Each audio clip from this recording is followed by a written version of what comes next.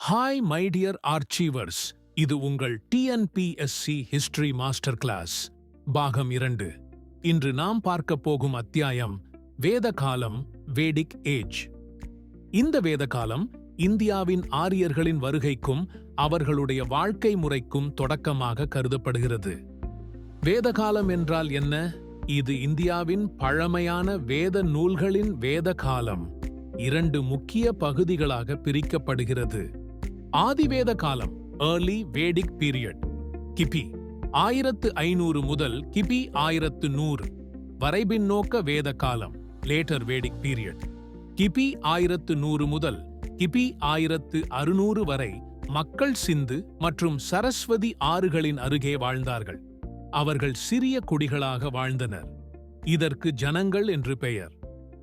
மக்களின் வாழ்க்கை முழுமையாக மாடு, வேளாண்மை மற்றும் பாசனத்திற்கு சார்ந்திருந்தது.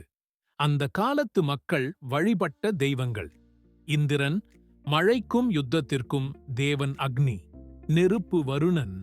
நீர் மற்றும் ஒழுங்கின் பின்னோக்க வேத காலத்தில் முக்கியமான மாற்றங்கள் நடந்தன. சமூகவாத மாற்றம், வணிகர்கள், வேளாளர், பணியாளர்கள் ஆகியோர் தனி சாதிகளாக பிரிந்தனர். வர்ணம் அமைப்பு உறுதி செய்யப்பட்டது. பிராமணர், ஆசிரியர்கள், க்ஷத்திரியர், பாதுகாவலர்கள், வைசியர், வணிகர்கள், சூத்திரர், சேவைத்தரர்கள்.